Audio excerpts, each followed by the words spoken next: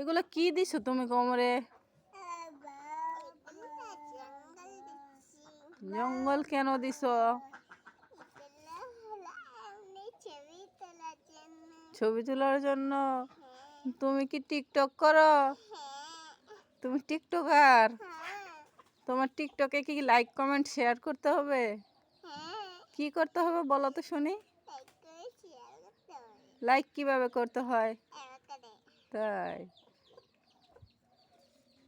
কও যে hello guys, আমার টিকটকটা যদি ভালো লাগে